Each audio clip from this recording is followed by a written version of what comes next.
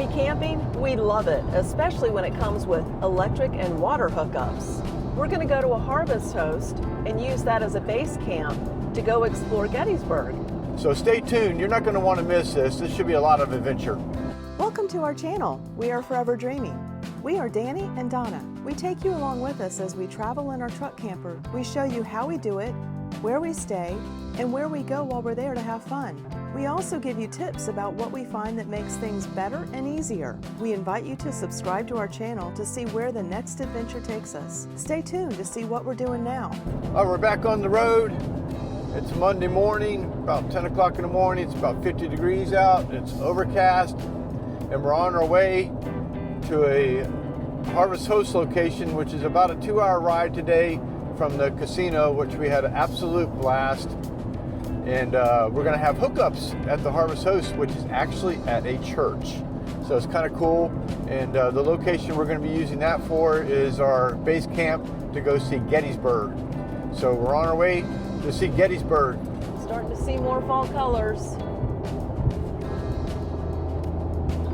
Hello, Maryland. Goodbye, West Virginia. Goodbye, Maryland. Hello, Pennsylvania. That freedom ring. Our trip is only about an hour and 20 minutes, and we're going through 3 states. Ooh, hey, don't put that on the video. Garfield Street. All the ducks. Look at all the ducks. She gets louder as we get closer to our destination. I don't know how she knows. We were using Apple Maps on the way to get here and ran across an overpass that was only 13 feet 3 inches, so we had to stop and look up the directions on RV Life and get a new route. So this route is taking us a different direction, but we'll At still the get there second okay. traffic light turn, you have reached your destination. Site number 3, I think she said. Yep, there's the water right there. First we got to get the Jeep unhooked.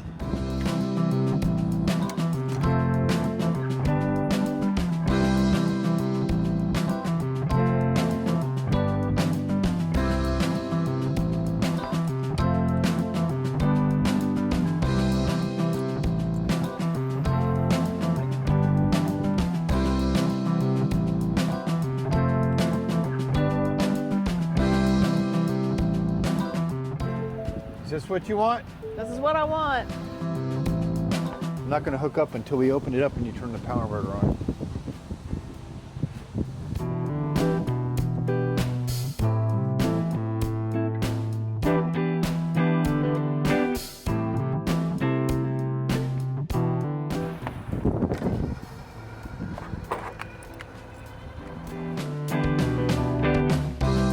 Should have power in the RV. We got all set up. Now just to park the Jeep. So here's the deal. We need your help to keep us relevant in the YouTube world. So please like, Subscribe. comment, and hit the notification button. Just do one of those things. That helps us out quite a bit. It really does. Thanks guys for watching and your support. This is so cool to see. You don't see things like this where we're from. In Shippensburg, Pennsylvania, they have parking specifically for horses and carriages. I just wish there was some windows for the horses to see out while they're waiting. I was reading on Reddit some things to do in the area around our harvest host, and they have this Amish-owned grocery store. It's BB's Grocery Outlet. They have like, it says vents, bumps, and a bunch of bargains. It's supposed to be really good prices, but you gotta check the dates. That's some huge squash. I won't get into all the details of everything we bought, but we got all that stuff for $65. That includes 2 pork tenderloins, some meatballs, some good dinner stuff, some good veggies, some good snacks. We're very pleased. Our harvest host is about 40 minutes from Gettysburg, but it's such a pretty drive. In about 1.5 miles, turn left onto Narrows Road. Go past the street, then turn left onto Main Street. Turn left onto Main Street, then turn right. Looks like much of a main street. There's a gas station there. How much was gas? You see it? $3.39. Turn right onto Gettysburg Street. We're getting close. Gettysburg Street. World War II, now open. Museum. Oh, I bet that'd be cool to check out.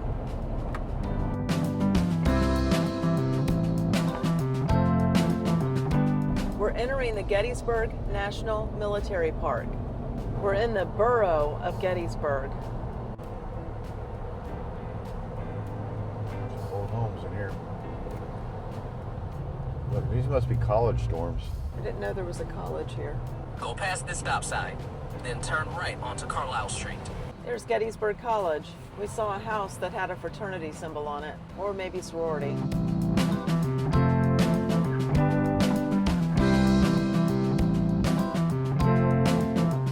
about 1.5 miles, turn right onto Visitor Center Drive.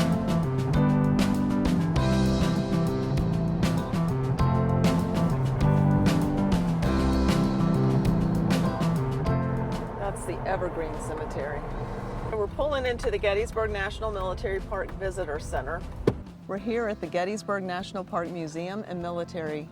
We're here at the Gettysburg, We're here at Gettysburg Visitor Center to check out all the things that they offer. Super great time, super excited. Here we're gonna see the cyclorama and the film and the museum. So crazy woman here, I'm not gonna bring my jacket. I said, you better bring your jacket. I thought it was gonna be all inside. It is, but it's still cold. Everybody's wearing jackets. It's like overcast day. Looks like it's gonna snow. So you're gonna do a smile? What do you want me to do? It's Abraham Lincoln. It's not like I'm gonna put my arm around him. So I need two, I guess. Okay, we're in the museum right now, waiting for our 10:15 movie that we're gonna see. And it was about 20 bucks a person to get in, and it's $1 off for military. So, but kind of give you an idea, there's a lot of people here, a lot more than I thought was gonna be here. But definitely need to come check it out.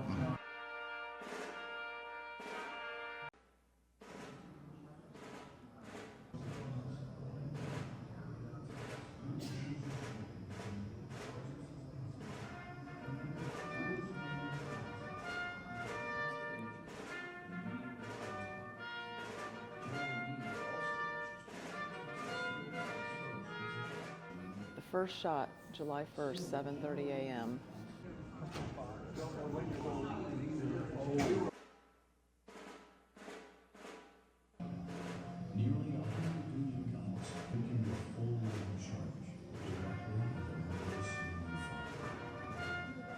This wall is the faces of battle.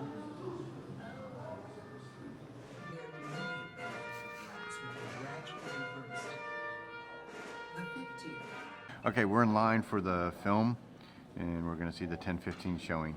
There's a lot of people here. It's a Tuesday early morning, crappy weather, and this place is pretty busy. Yeah, it is. Very surprised.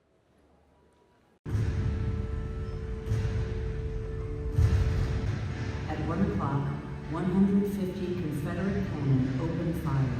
Union guns thundered.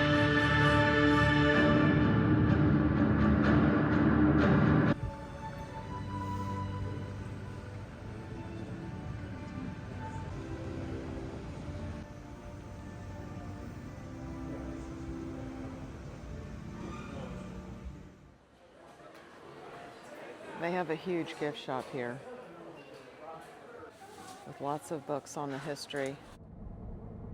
In 1,000 feet, turn left onto Humphreys Avenue. Take the next left onto Humphreys Avenue, then turn right onto Hancock Avenue. These are all monuments towards where a certain group of people fought, basically. This is the biggest monument at Gettysburg. It's the Pennsylvania Monument. There's bronze plaques along the bottom of the monument. They're separated by infantry. So on these plaques is the name of everybody that was in that infantry. If there's a star by their name, they were killed or mortally wounded.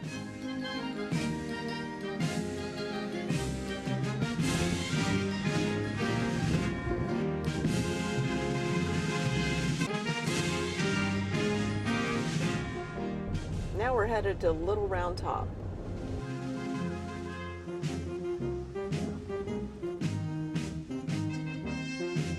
So the Union shoulders would be up here.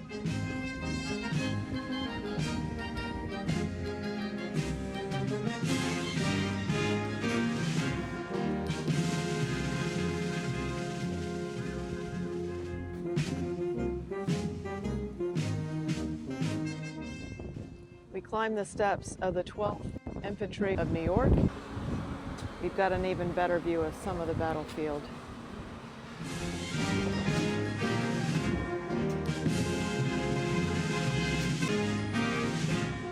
If you want to do a more thorough tour, they have Gettysburg Battlefield tours by bus.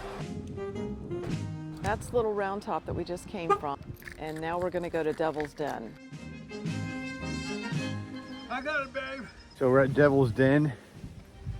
It's still cold, and there's a crap ton of people here on a Tuesday. Can't believe it, but this is really cool.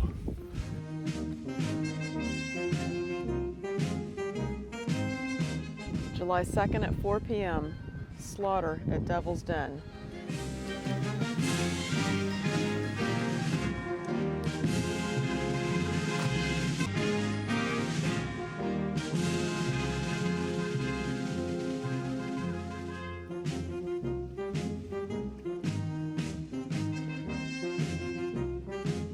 Okay, pro tip.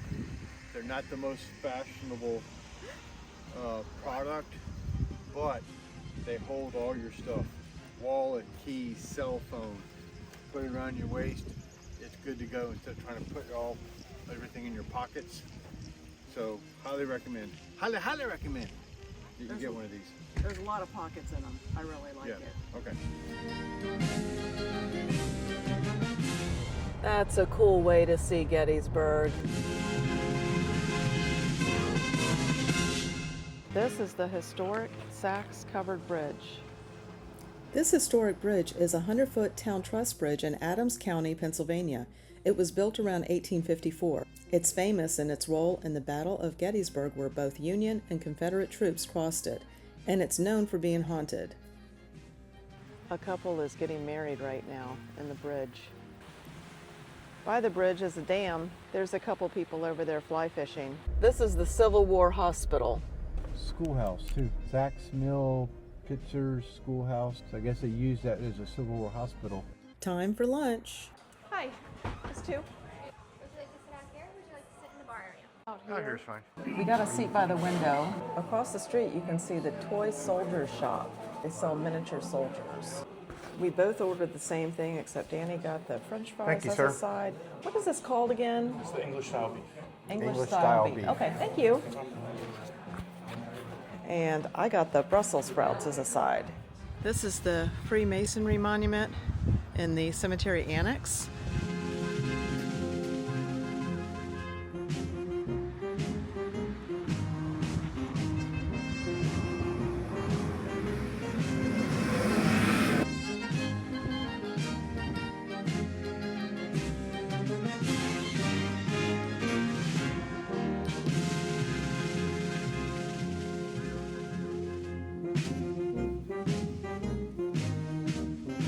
So we're at the Gettysburg National Cemetery. You'll see how these markers kind of go in a circle. So they go all the way around the big monument there in the front there.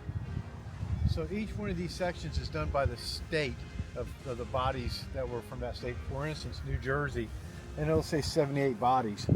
So after the battle, they came in here and picked up these bodies. You gotta remember, this would be days later, if not weeks later. But if you scan down, you'll see right here, it'll have like Ed Banner, and it'll say what regiment he was with, unknown soldiers, and it'll have Sergeant James B. Whistler, and it'll list if they know what regiment he fought with. If you look down here, they have unknown. Well, how did they know what state they were from?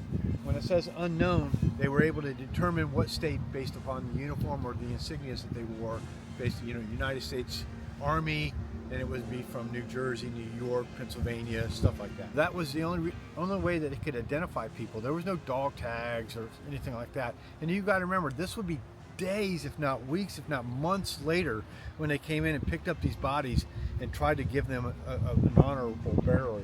Okay, we're going to come over here to this other section, and it's all the unknowns. And what that means is they don't know what state they fought for. They don't really even know if they're Union or Confederacy. But supposedly, the cemetery was only for the Union soldiers. No Confederates were able to be buried here because they were traitors of the United States. So they were buried outside of the city limits in private cemeteries. So if you look down here, this will say unknown 143 bodies. So remember, this was not hours after the battle. This would have been days, weeks, months later that they were buried. So keep that in mind. So it's really hard to determine a decomposing body who it was. Back then they didn't have DNA. This is the Jenny Wade house. This is the museum and gift shop. Jenny Wade was the only civilian fatality during the Civil War. It says she was killed while making bread for the Union soldiers. Across the street you can see the children of Gettysburg. I heard that that's a great place to take your kids. So this was the Welty house, and what's really unique about this one is that they used the top floor for basically sharpshooters, for snipers, today's terms. It was a very contested house where half of it was held by the Confederates and the other half was held by the Union. 2 Confederate soldiers were killed in the house. A total of 36 Confederate and Union soldiers were buried on the Welty property before being moved to the National Cemetery. The buildings still have bullet holes. This is a cellar outside of the historic Shriver House. These are some more of the bullet holes. It looks like they tried to patch them in. It's right next door to the Farnsworth House Dining, which has period fair spirits. We didn't go there today, but I hear it's a good place. So we figured out that because these places are open on Saturday and Sunday, they close on Monday and Tuesday. Unfortunately, today happens to be a Tuesday, so some of the places are closed. We were wondering why is everything, I mean, the place is busy as heck down here, but nothing's open. So don't come on a Monday or Tuesday. The ice cream shops are still open though. Thanks for going to Gettysburg with us. We hope you enjoyed it. We hope that if you liked it, you'll press that like button and subscribe to get future content like this. And we will see you next week For the next adventure.